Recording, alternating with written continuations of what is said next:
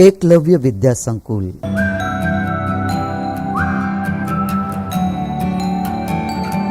बीजू तब याद तुम्हारी आती है कविता।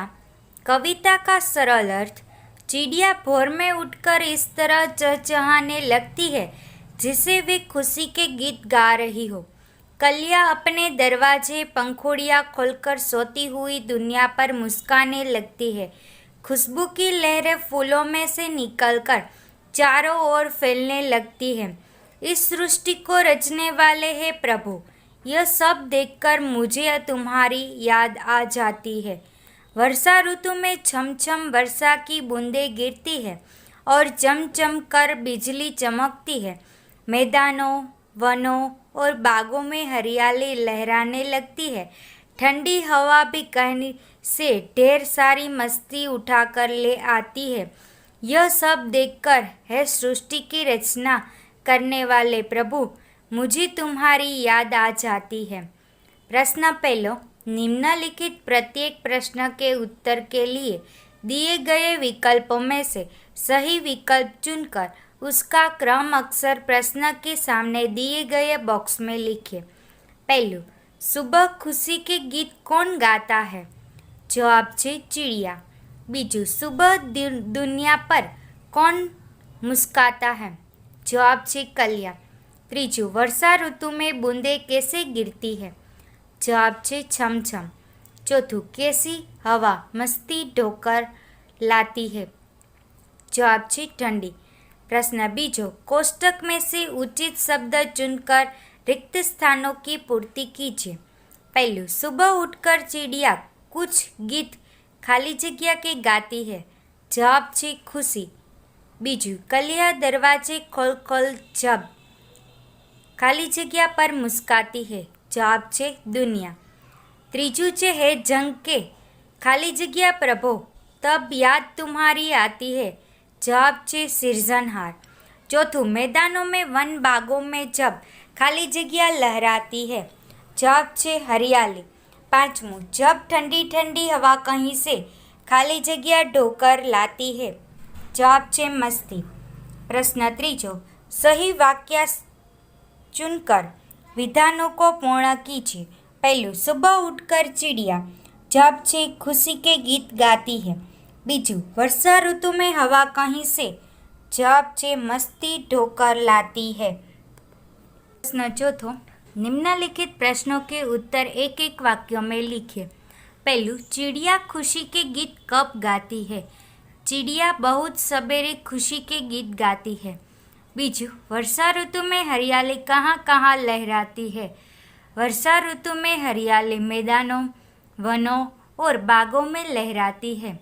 त्रीजू, कवि को किसकी याद आती है? कवि को जग के सृजनहार ईश्वर की याद आती है। चौथू, आपको ईश्वर की याद कब आती है? तारे, चांद, सूरज, सागर, पर्वत आदि प्रकृति के सुंदर और अद्भुत रूपों को देखकर मुझे ईश्वर की याद आती है। प्रश्न पांचमो, निम्नलिखित प्रश्नों के उत्तर लिखिए। पहलू, सुबह होने पर प्रकृति में कैसे बदलाव आते हैं? सुबह होने पर आकाश में तारे छिप जाते हैं, रात का अंधेरा दूर होने लगता है, पूर्व दिशा में सूर्योदय के पहले लाली छा जाती है, पंछी चहचहाने लगते हैं, कलियां खिलने लगती है, फूलों की सुगंध हवा में फैलने लगती है।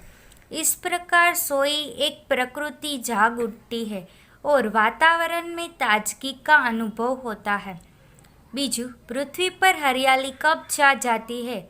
वर्षा ऋतु में धरती को पानी मिलता है, विराम पड़ी धरती पर घास उगती है, सूखे पौधे हरे होते हैं, पेड़ों को नया जीवन मिलता है, उनके हरे पत्तों की शोभा बढ़ती है। इस प्रकार वर्षा ऋतु में पृथ्वी पर हरियाली छा जाती है। त्रीजू, कवि को ईश्वर की याद कब आती है? चिड़िया सुबह जल्दी उठकर खुशी के गीत गाती है, कलिया की खुशबू चारों ओर फैलती है, बरसात में बूंदें गिरती है और बिजली चमकती है। मैदानों, वनों और बागों में हरियाली छा जाती है तथा ठंडी एक हवा मस्ती में चलती है। इन सभी अवसरों पर कवि को ईश्वर की याद आती है। प्रश्न छठो, निम्नलिखित काव्य पंक्तियों का भावार्थ लिखिए। पहलू, कलिया दरवाजे खोल खोल जब दुनिया पर मुस्काती है। सुबह होने पर कलिया भी जैसे नाव से जाग उठे है, उनके बंद पंखुड़ियाँ खुलने लगती है। वे मानो सोने वाले पर मुस्काती है और कहती है कि हमारी तरह तुम भी हंसी मुस्कुराओ, आलस और उदासी को दूर भगाकर काम में लग जाओ। बीजू, जब छमछम बूंदें गिरती है, बिजली चमचम कर जाती है, वर्षा ऋतु में बादल बरसने लगते हैं, तब पानी के बूंदे छमछम की आवाज़ करते हैं। ऐसा लगता है कि जैसे वे नृत्य कर रही हो। उस समय बिजली भी चमकती है। ऐसा लगता है जैसे बूंदों का नृत्य देखकर आकाश का चेहरा खुशी से चमक उठता है। प्रश्न 7, निम्नलिखित शब्दों का अर्थ लिखकर वाक्यों में प्रयोग कीजिए। पहलू, कुक, कोयल की बोली। वाक्य, कोयल की कुक कुक सुन को मेरा मन प्रसन्न हो गया। बीजू, इरादा એટલે संकल्प। वाक्य, हमारा इरादा हमेशा बुलंद होना चाहिए।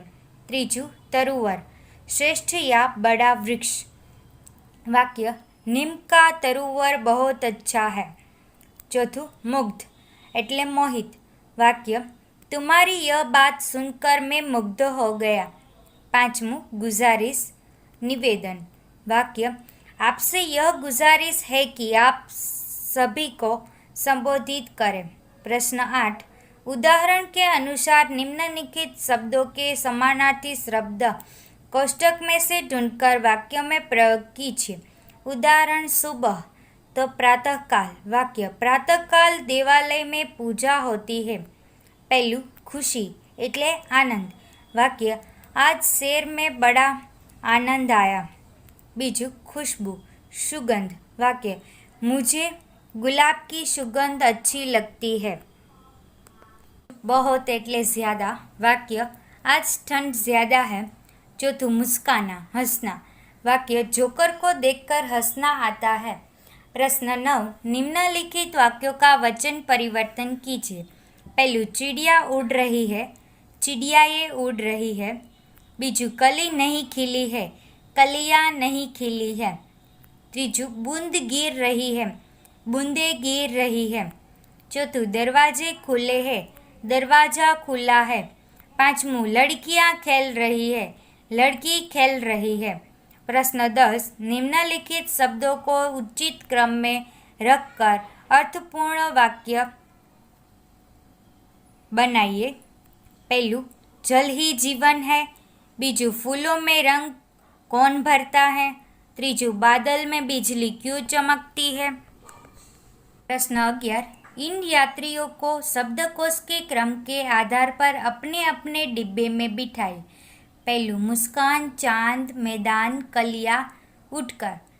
उठकर, कलिया, चांद, मुस्कान और मैदान। प्रश्न 12, चमचम जैसे 5 शब्द लिखिए। पहलू, छमछम। बीजू, झरझर। त्रीजू, ढमढम। चौथू, फटफट। पांचमू, टप टप। Thank you.